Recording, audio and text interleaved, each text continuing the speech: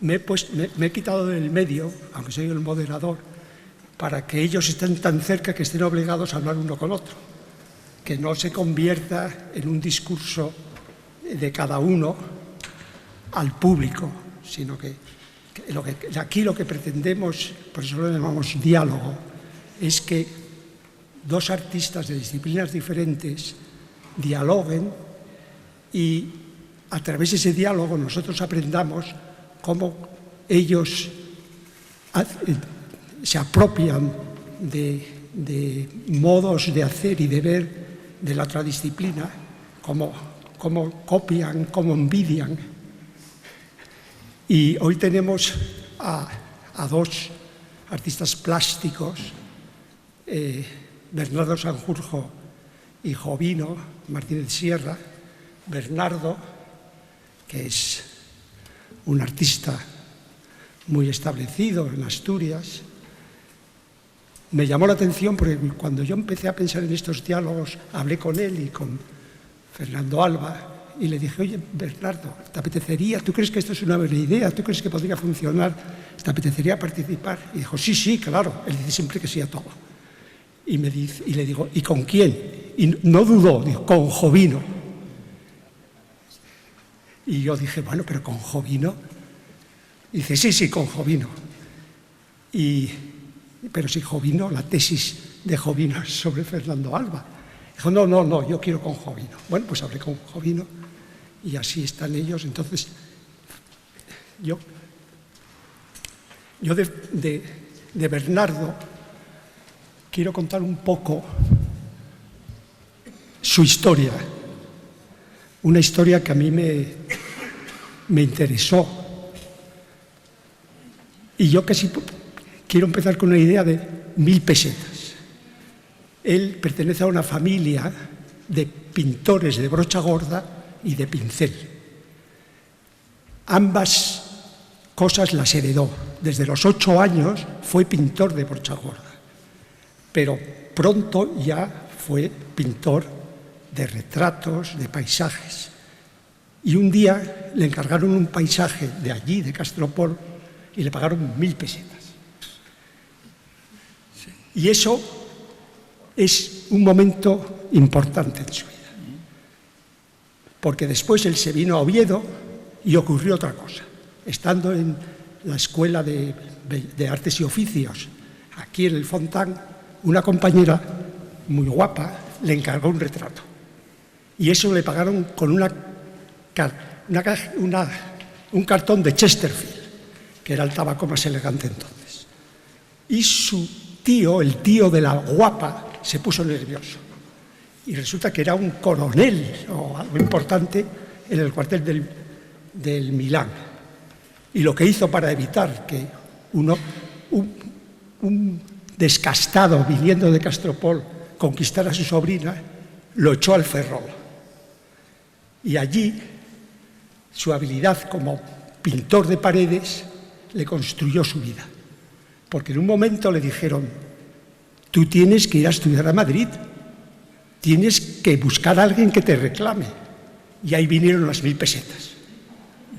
Porque se acordó en la noche, en aquellas hamacas que dormían o no dormían, se acordó de ese coronel o capitán de marina y le escribió una carta.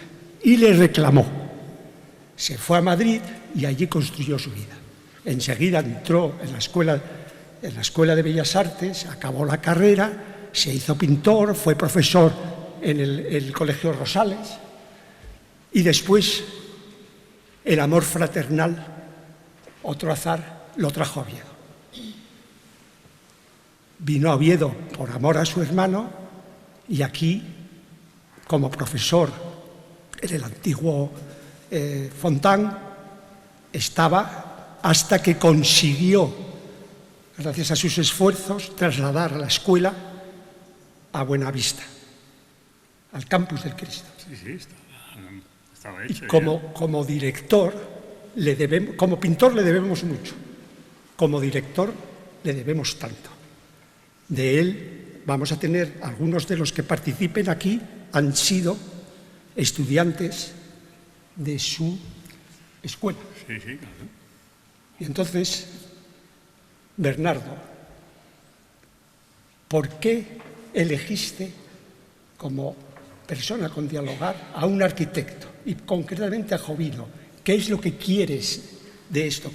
¿Qué es lo que te atrajo y cuál es el diálogo entre arquitectura y pintura? Jovino es un amigo que es amigo de Fernando Alba, que es otro amigo mío, muy amigo mío, de los más grandes amigos que tengo. Y entonces Jovino hizo una tesis con Fernando Alba, con la obra de Fernando, y entonces pues nos hemos hecho amigos y hemos viajado con él. Él es un arquitecto de primera línea que viaja por toda España, y nos llevó al País Vasco, nos llevó... En fin, somos amigos no de toda la vida, porque yo no lo conocía hasta que vine aquí, y que vine aquí además por un rollo muy malo que me cogió por el camino, y es que cuando hice las oposiciones para ser profesor de una escuela de arte, pues resulta que hice una oposición, y entonces no vivía en Madrid, que es donde yo quería vivir y donde compré una casa que la usan mis hijos, y entonces pues mi hermano, yo tenía un hermano que era aparejador, joven, y me dijo: no, hombre, ¿pero dónde vas? Si no hay en toda la periferia, había en Valencia, había en Barcelona, había en Bilbao, había en Coruña, pero en Madrid no había. Y entonces pues cogí Oviedo, y el director de la escuela donde yo estaba ya trabajando, y de interino, pues me dijo: mira, el año que viene yo te traigo aquí y ya está, y vienes y... Pero mira qué mala suerte que mi hermano pues apareció, fue con el médico y tal, y tenía una leucemia, que el médico me dijo: mira, tú no te puedes marchar porque este hombre, esta enfermedad no tiene arreglo, y además va a ser muy corta porque duró 3 años. Y bueno, pues teníamos un niño, y pues todo eso, yo no sigo contando mi vida porque ya... Ya lo comenté yo, lo del amor fraternal. Lo que nos interesa es qué es lo que te atrae a ti, cómo te enriquece la arquitectura y en concreto en tu pintura, Jovino, qué es lo que... Bueno, ese es otro tema. Ese es el tema que nos interesa. Ese es el tema. Yo a Jovino lo aprecio mucho porque es un amigo íntimo, como Fernando, como muy pocos amigos que tiene uno así tan cercano, ¿no? Y entonces es un arquitecto que a mí me encanta lo que hace de arquitectura. Nos llevó a Fernando y a mí, nos llevó al País Vasco, trabaja por toda España,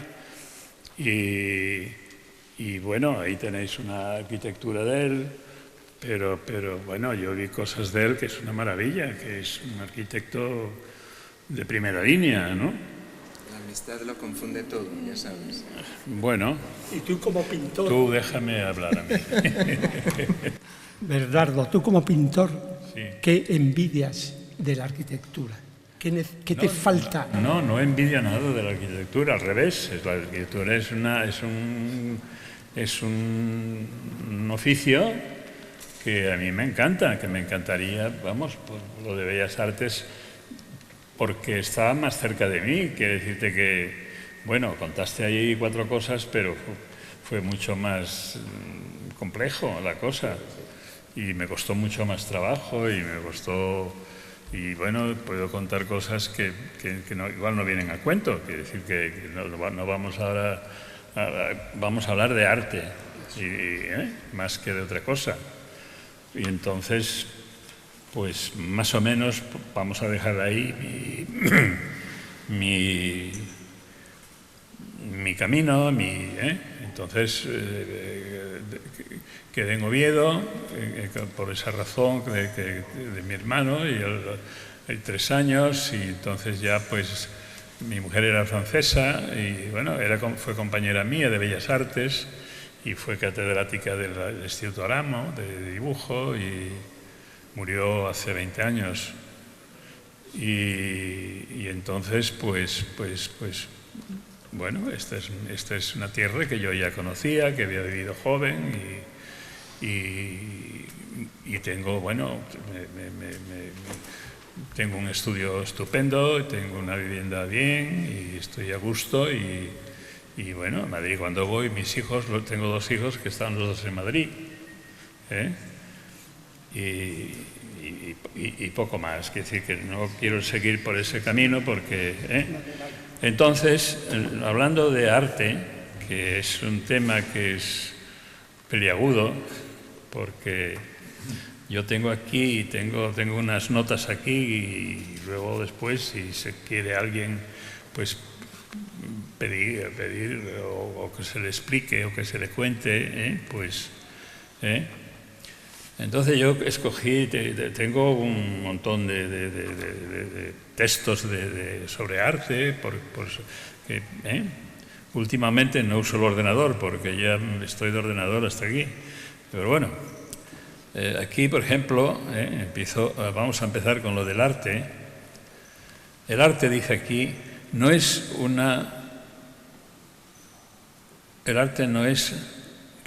representa la realidad, sino que la transforma, dice Gadamer.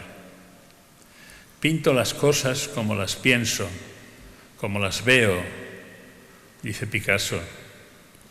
La obra de arte es esencialmente realizada con la verdad. Martin Heidegger. El arte es un lenguaje que da forma a nuestra manera de ver el mundo. Georges Simmel. La mitad o más de las mejores obras de los últimos años han sido la pintura y la escultura, que es de Donald Jung. Entonces, claro, el hablar de la pintura, pues ya digo, yo tengo aquí unas notas para que no me pierda, que estoy perdido, pero bueno. Bueno, pero te vamos a ayudar. Exacto. Vamos a ayudarte y vamos a darle la palabra exacto. a Jovino. Porque tardó 21 años Jovino en nacer. ¿Ah, sí? Sí. Detrás de ti. Cuéntalo. Sí. Esperó 21 años para que tú tuvieras ya la madurez suficiente para ser su maestro. Y era hijo de un practicante que quedó su carrera de médico frustrada por la guerra. Toda la ilusión de su padre era que su hijo fuera médico, hasta que un día aparecieron unas palabras que le transformaron. Jovino, con lo bien que dibujas, tú tienes que ser arquitecto. Y eso se lo dijo un tío suyo ingeniero. Y él, que tenía la certeza, y había toda su cabeza, estaba en la medicina, en ese momento cambió, se cerró ese camino y se abrió el camino de la arquitectura, que hizo brillantemente en la Escuela Técnica Superior de Madrid. Regresó a Gijón, se instaló en uno de los locales de su padre, se sentó y esperó durante 2 años a que viniera el primer cliente, que le sirvió para acrecentar su sabiduría y su conocimiento, y que su obra... Al contrario. Bueno, y yo le pregunto, hablábamos antes, porque él, claro, él es un médico que no es un médico frustrado, pero sabía por su padre la importancia del diálogo, la importancia de la historia clínica, y en su página web pone mucha importancia a entender las necesidades y comprender al cliente. Y eso es algo que en la Escuela de Arquitectura nos enseña. Entonces, ese diálogo tan importante. Yo te pregunto ahora, si tú ahora, en una de las obras que tienes o que vas a tener, y quisieras la colaboración de un pintor, que es muy común, y eligieras a Bernardo, ¿cómo establecerías el diálogo para conseguir que esa obra tuviera el valor que tú esperas en esto y que Bernardo realmente se realizara dentro de eso? La dificultad de dos creadores. ¿Cómo se establece un diálogo entre dos creadores cuando cada uno tiene una idea? Yo creo que a veces no es necesario hablar para poder comunicarse. Y creo que el respeto sería un principio fundamental para que en la interpretación de ese espacio el pintor, en este caso el artista, quien fuera Bernardo, actuase libremente. Otra cosa es que después a lo largo del proceso, pues pueda existir un diálogo de interacción y de comunicación entre ambos, ¿no? Pero yo creo que el respeto es un principio fundamental. Eso lo tiene que haber en pintura, lo tiene que haber en arquitectura y lo tiene que haber en cualquiera de las artes. El cliente, claro que es un personaje fundamental. En arquitectura, la arquitectura no existe sin cliente, prácticamente. Puede ser privado o público. Y ese conocimiento, ese saber leer, ese saber dirigir tu trabajo es fundamental, porque al final estás haciendo un trabajo que, aparte de tener una enorme responsabilidad, tiene detrás una enorme inversión y bueno, pues lo va a utilizar la gente. Entonces, eso es determinante para que el buen desarrollo de un proyecto de arquitectura funcione. Yo ahí creo, Bernardo, que, por ejemplo, la diferencia de un arquitecto que a priorísticamente puede intuir cuál es el proceso final o puede intentar adivinar las intenciones de un proyecto, el pintor trabaja de una manera diferente, ¿no? Porque trabaja de una manera más introspectiva y más abstracta. Claro. Nunca lo hemos hablado, pero entiendo que es así. Sí, claro. Y ahí yo te haría una gran pregunta, ¿no? Si tú te consideras un pintor abstracto, puro y duro, hijo, heredero del expresionismo abstracto, o tienes una parte de figuración en tu imaginario que se expresa de alguna manera en esos códigos que no se leen a primera vista. ¿Cómo te reconoces tú? No, yo me reconozco, sí, evidentemente, en fin, yo en la Escuela de Bellas Artes no existía el abstracto, que no tenía nada que ver. Y además, yo, bueno, sinceramente no era la Escuela de Bellas Artes en Madrid, que era la escuela, no sé si sigue siendo, la que era mejor que había en España, ¿eh? Cuando yo fui allí, en España había una en Madrid, una en Sevilla y otra en Valencia y otra en Barcelona. No había más, ¿eh? Ahora hay un montón de escuelas de bellas artes, ¿no? Pero yo en esa escuela, sí, aprendes un oficio de dibujar bien, de aprender a pintar, pero no es yo no me encontraba a gusto en una escuela que no había con quién hablar, no podías preguntar a un profesor, pero no, eso te lo daban un poco cocinado, o sea que no. Luego después, pues, claro, en esos 5 años que estuvimos en la escuela, pues pintábamos desnudos, que había mujeres y hombres que eran modelos que iban a la escuela para que tuviésemos modelos vivos, ¿no? Y desnudos, que es... Pero no me estás contestando la pregunta, ¿eh? ¿No?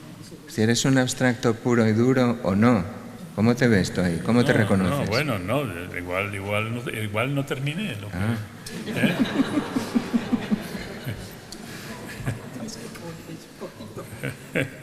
Igual no terminé.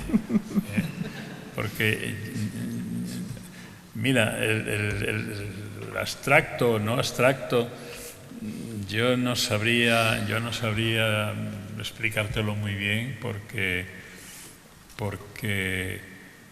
bueno, a mí estoy más a gusto con la pintura más suelta, más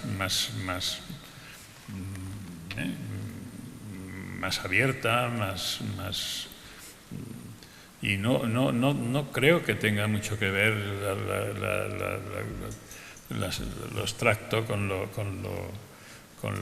figurativo, y a veces pues sí me apetece pues un paisaje desde la casa de donde tenemos allí en la Linera, en Castropol, pues el Castropol lo pinté 50 veces por lo menos, o sea que y no tiene nada que ver una cosa con otra. Es decir, que no es que yo tenga unas ataduras a la abstracción, no. Lo que pasa que, bueno, pues estoy a gusto estoy más a gusto. Esta mañana todavía, pues estuve dando vueltas a esto, pero trabajé un rato con un cuadro que tengo empezado, y yo no creo que haya yo no quiero creer, o sea, pintar, bueno, pues si hay gente, yo qué sé, pues Miró, pues mil, aquí hay 1000 gente que habló, que pintó con abstracción o al revés. Es decir, que yo no veo que sea una atadura que dices, bueno, pues ahora es que esto es así. No, pues depende del estado de ánimo, depende del momento, depende de muchas cosas. Y yo no lo encuentro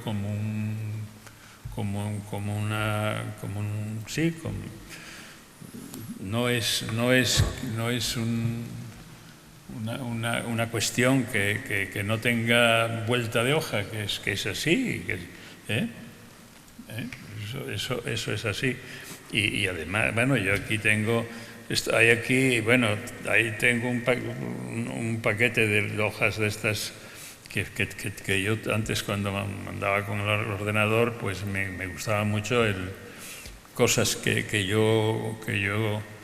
a mí me gustaba, lo que estaba leyendo, lo que estaba tal, pues yo lo usaba. Sí. Hay que decir que Bernardo tiene uno de los estudios, de los espacios de pintor que yo conozco más impresionantes y más agradables para trabajar, con luz cenital, un espacio enorme. Sí, es verdad, es verdad, yo estoy muy a gusto trabajando. Y ha sido en gran parte éxito tuyo, porque al final lo has acomodado y lo has hecho a tu... Sí. Bueno, me costó su rollo aunque no se portaron muy bien conmigo. Quiero decir que yo, en ese sentido, yo estoy muy agradecido a mucha gente, a esa casa que tengo yo y ese estudio. Fue de Sedes, una empresa que hay aquí, que sigue existiendo, me parece, ¿no? Sí, bueno, no sé.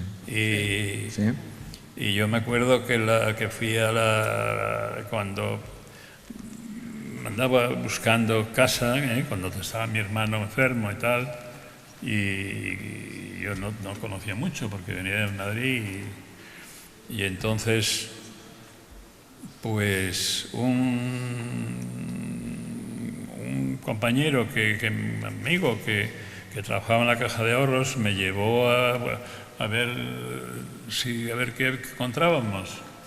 Y fuimos a ese sitio, fuimos a la casa donde vivo yo, que estaba en construcción, estaba en medias de construir. Y bueno, entonces fuimos a Sedes y dice, no, eso está todo vendido. Bueno, pues nada, Bernardo, no te he preguntado esto. Porque estaba confusa. Vamos a ver. Espera, vale, va. Lo que vamos a intentar ir hacia, más que el estudio y cómo lo compraste, hablar un poco de cómo. Déjame preguntarle, aunque sea fuera de esto, hay muchos más arquitectos pintores que pintores arquitectos. O sea que, ¿tú tuviste alguna vez tentación de ser pintor? Sí, tentación, sí. Tú hablaste del expresionismo abstracto, y entonces, en tu pintura, ¿qué tipo de pintura tienes? Yo siempre por formación en la Escuela de Madrid siempre nos canalizaron, ¿no?, hacia los pintores de aquel momento, los que venían, la generación que venía del Paso. Y entonces, pues eran evidentemente pintores abstractos del momento, ¿no? Y siempre me interesó la abstracción. Y también, quiero decir, y también lo figurativo, sin negar lo otro, ¿no? Pero sí es verdad que Navarro Valdevez, por ejemplo, ¿no?, o Guillermo Pérez Villalta, pues son arquitectos que son buenos pintores y probablemente la situación contraria no se da. Bueno, pues quizá porque la arquitectura necesita una formación muy específica, muy especializada, y en ese sentido pues es más fácil derivarse hacia lo plástico, ¿no?, que es una tendencia que nosotros tenemos. Es decir, muchos de los grandes arquitectos del movimiento moderno han sido pintores, desde Le Corbusier hasta tantos, ¿no? Entonces, y las influencias que siempre ha habido transversales entre la arquitectura y la pintura, pues ahí han estado, desde los romanos y los griegos, que pintaban las casas y utilizaban la pintura no como decoración, sino como parte del espacio, es decir, contaban, y hoy día los analizamos en Pompeya, la sociología a través de ello, y a lo largo de toda la historia, del Renacimiento, Edad Media, etcétera, Barroco, hasta llegar a la Edad Moderna, la pintura ha estado presente, ¿no? Y no solo la arquitectura ha estado presente como soporte de la pintura y han interactuado, sino que lo más importante es que han sido vectores de canalización de pensamiento.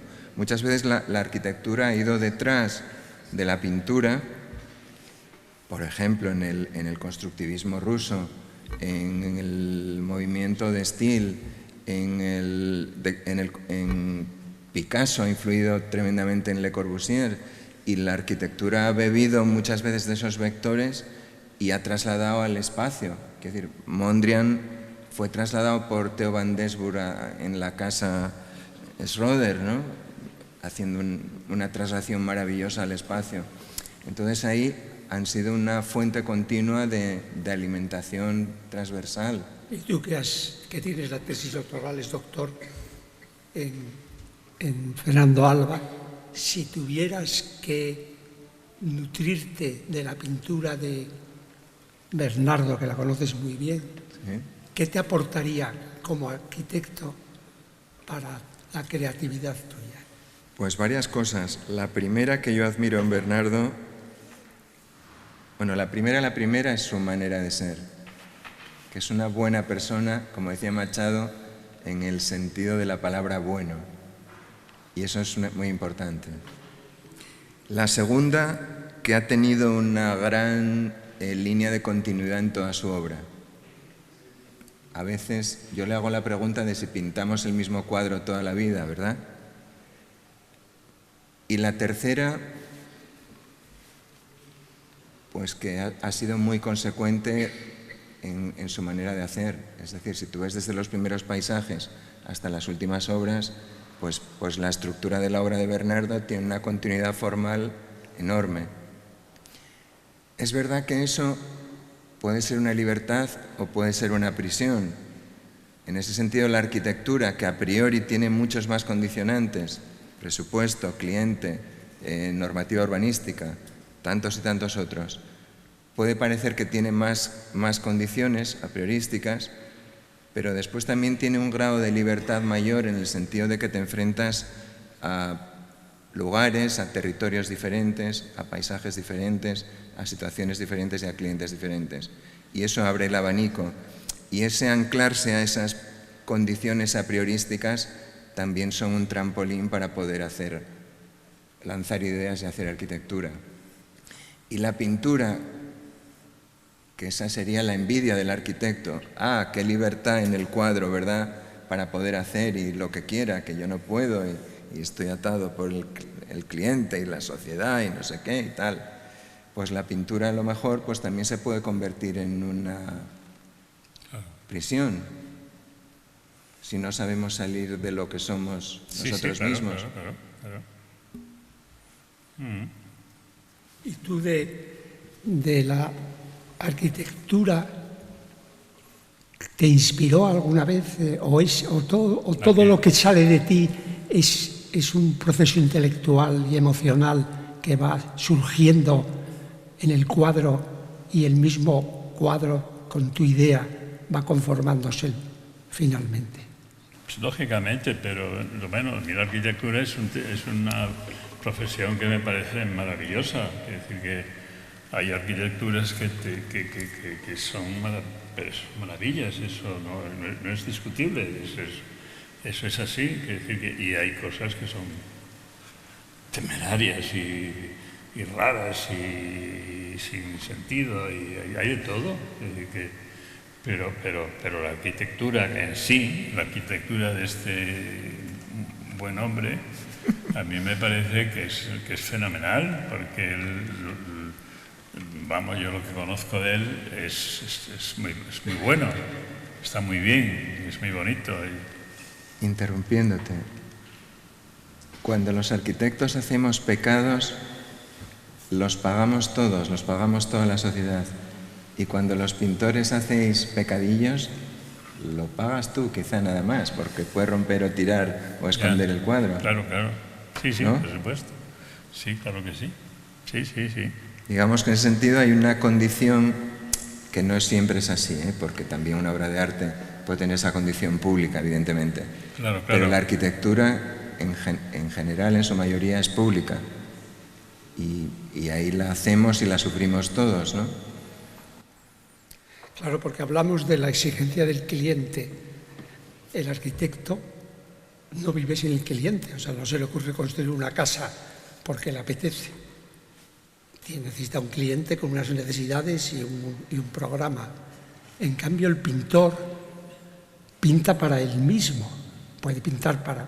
Y esa diferencia grande es quizá lo que hace que algunos arquitectos pinten o que... Sí, porque puede ser llevar ese grado de libertad a ese otro terreno que quizá estás entendiendo que no tienes en el desarrollo de tu profesión, ¿no? Porque hablabas del estudio de Bernardo. ¿Cuántos cientos de cuadros puedes tener tú ahí almacenados? Miles, diría yo. Bueno, miles no sé, pero mucho. O sea, que tú pintas por una necesidad vital. Totalmente. 86 años. Sí. Y te levantas a las 8:30. Los cumplí ayer. Los cumplí. Te levantas a las 8:30, te enfrentas... No, a las 8:30 no. Bueno, a las 9. Un poco más tarde. Sí.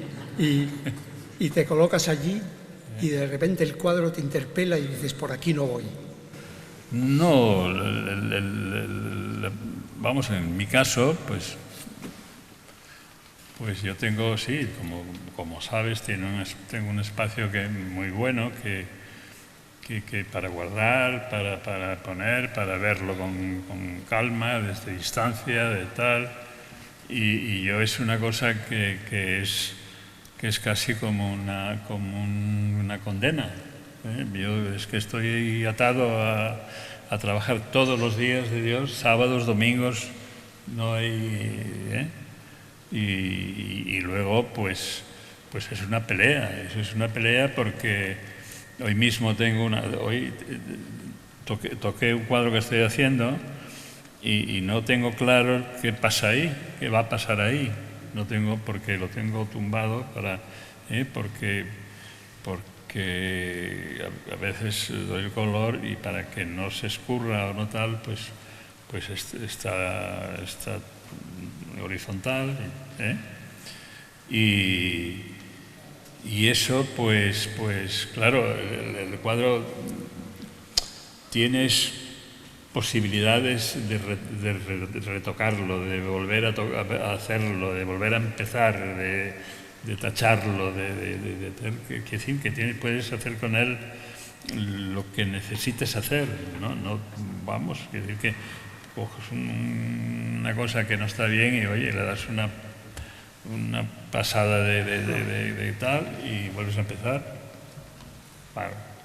Entonces yo aquí traje unos textos de gente muy importante, como es, pues yo qué sé, dice, las obras de arte se dividen en dos categorías, las que gustan y las que no gustan. No conozco ningún otro criterio, dice Anton Chagov. La belleza artística no consiste en representar una cosa bella, sino en la bella representación de una cosa, dice Kant. ¿Y tú estás de acuerdo con la frase de Chejov? Que las cosas o gustan o no gustan. Claro. ¿Podríamos decir eso? Sí, por supuesto. ¿Es una cuestión subjetiva? Sí, totalmente. ¿Y no podemos objetivar el arte de alguna manera? Podemos objetivarlo, claro, depende. Unos pueden y otros no pueden. Claro. Es así de claro. ¿Eh?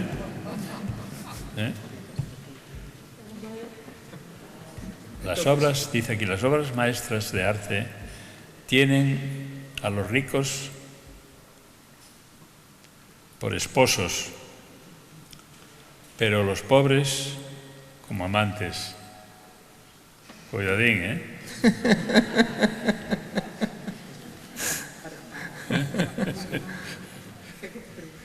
Oye, ¿y si ahora te dijera Jovino que está pensando en colocar una obra tuya en una de sus sus arquitecturas, sí. ¿Cómo pensarías? ¿Qué le preguntarías a Jovino para conseguir que aquello que tú ofrezcas, cuál sería el diálogo? No, yo creo que sería al revés, sería la pregunta de que lo que quiere él y cómo quiere él. Pero él dice y cómo... que te respeta. Claro. Yo te dejo el lienzo en blanco. Bueno, si me dejas el lienzo en blanco voy a hacer lo que me dé la gana, claro. Ya lo sabes. Pero si tú tienes una manera de pensar o un espacio definido donde das unas ideas, muy por alto, ¿no? Pero eso no, eso sí, claro, es normal, o sea que, ¿por qué no? ¿Y de qué obra estás más orgulloso, Bernardo? ¿De qué obra mía? Sí. Tengo tantas cosas que ya no sé. No sé. Tengo cosas que sí. Yo hoy estaba mirando esta mañana porque en el Hospital General Viejo hay un mural mío, hay dos murales y uno es más bonito que el otro. El primero es un sitio donde tenían, no sé muy bien qué, pero como unos muros muy amplios, con plomo por el medio para que no pudieran...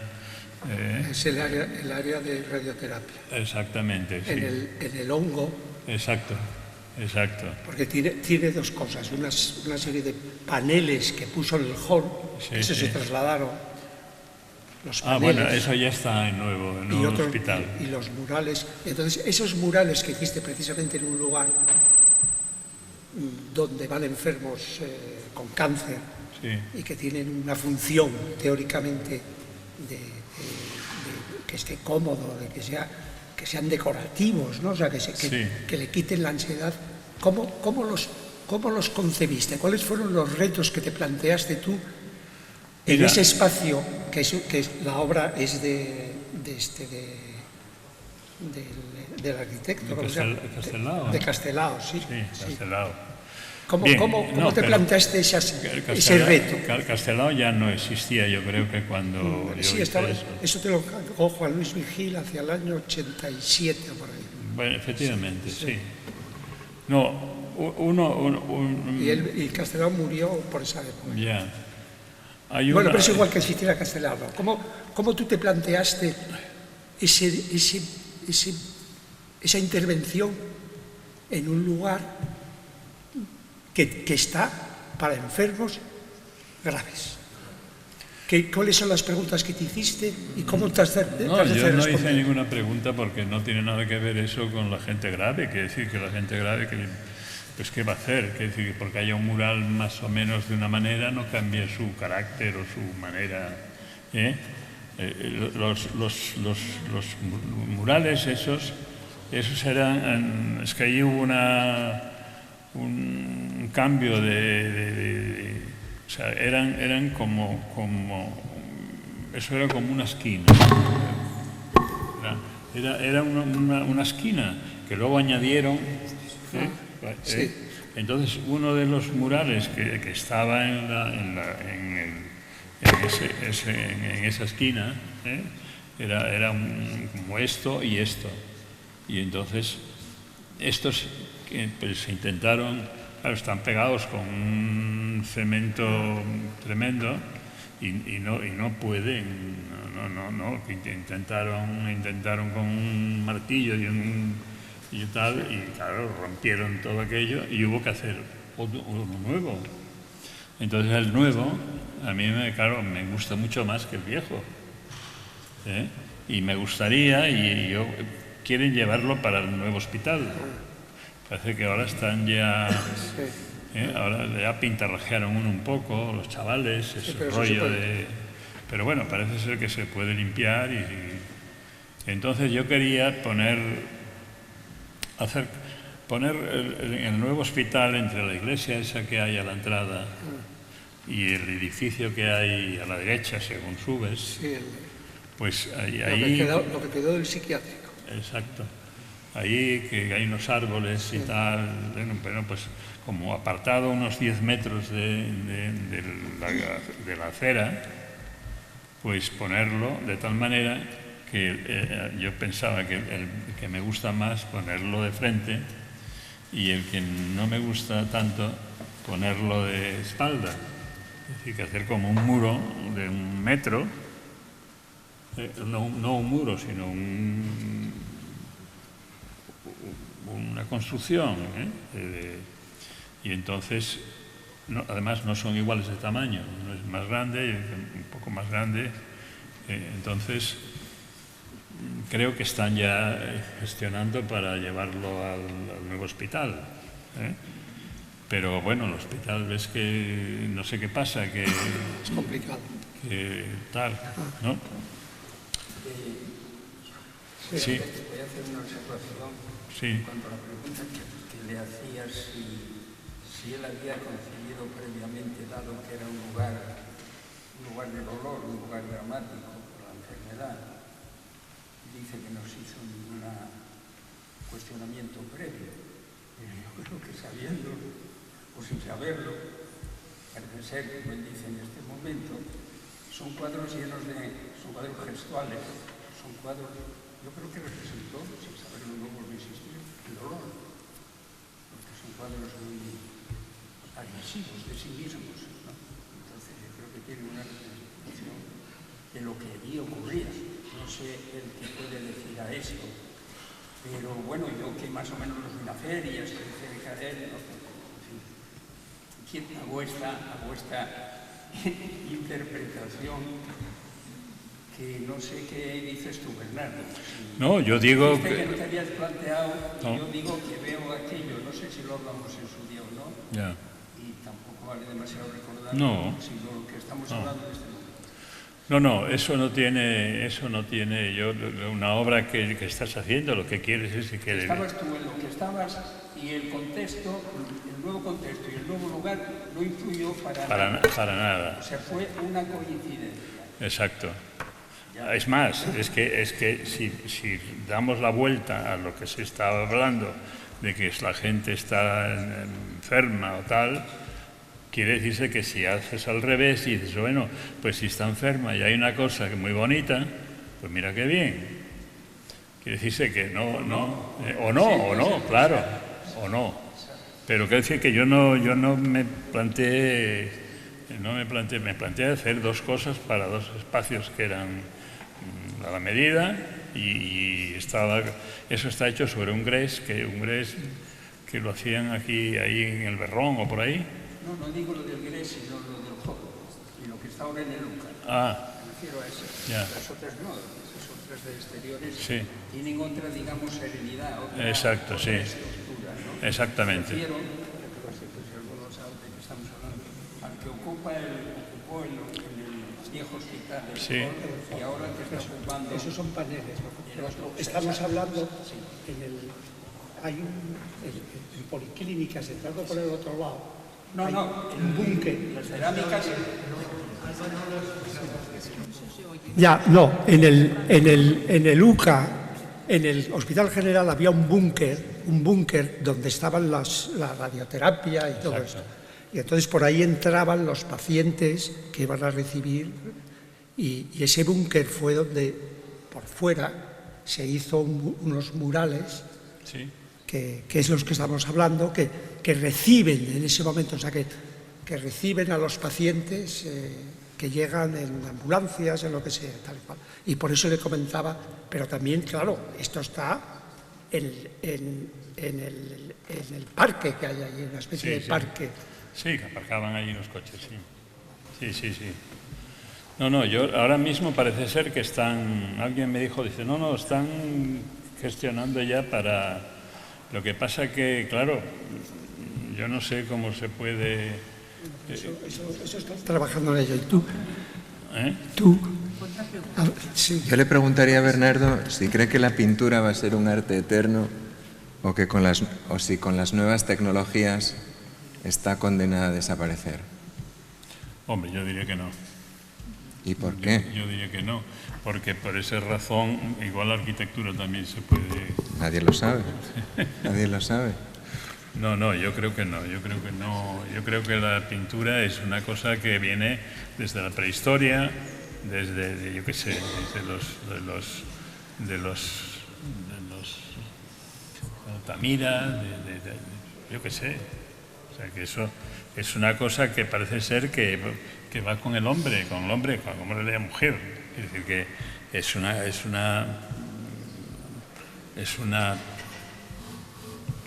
no sé cómo decir, es un adorno que tienes en tu casa o en tu... Pero estamos agotando el arte contemporáneo como lo hemos concebido hasta ahora también. No, pero el arte, como tú sabes, que cada época pues hay evoluciona. El arte evoluciona y va a seguir evolucionando. ¿Hacia dónde? Pues ya lo veremos. Pero de momento es más o menos lo que hay. Es eso, ¿eh? Sí.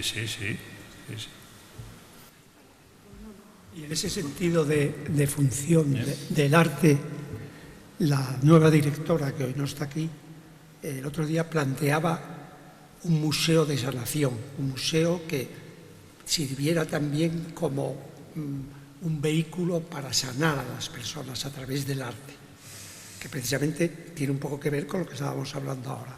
¿Cómo ves eso? ¿Cómo ves esa función? Hombre, mira, ¿qué quieres que te diga? Yo para un sitio de eso, y la gente que está enferma y que está muriendo y que está, pues solo falta que le añadas cosas. O sea, hay gente que sí, que es tremendo, que un hombre que está con un cáncer, que se está muriendo, pues háblale tú de arte, ¿no? Digo yo. Bernardo,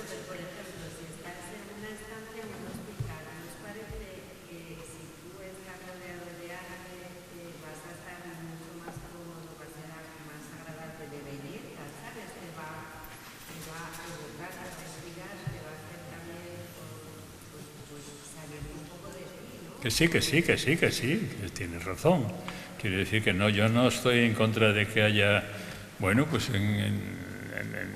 te vas al Monte Naranco y hay dibujos, ya no sé de quién son, bueno, hay cierta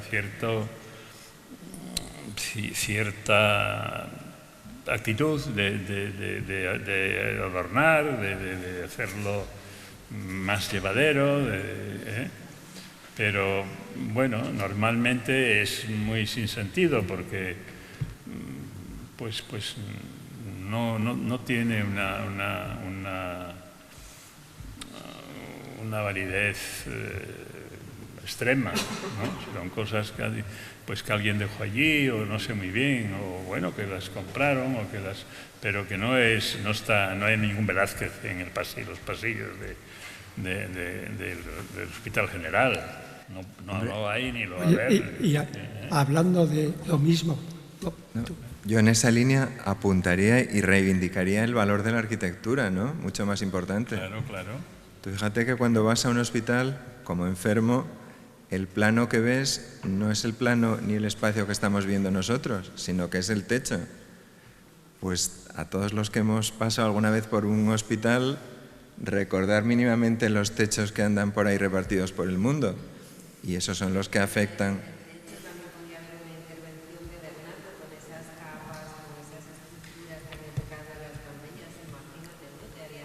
Sí, bueno, pongo ese ejemplo en el sentido de que la arquitectura hospitalaria es una arquitectura en donde el espacio se hace, si cabe, más sensible para todos, por la propia condición de debilidad que tienes en ese momento. Y entonces es muy importante una buena resolución de un edificio y de un espacio de ese tipo. Sí, en ese sentido, y si además tiene cuadros de Bernardo en las habitaciones, pues maravilloso. Hay todo un movimiento que se llama arquitectura basada en la evidencia, que buscan precisamente cómo diseñar un hospital para que sea terapéutico.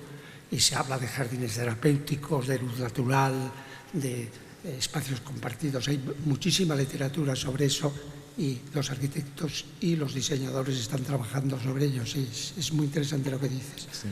Y yo os voy a hacer una pregunta última antes de que entren los demás. Dice Richard Serra repetidamente, Richard Serra dice repetidamente que la arquitectura no es un arte porque es útil.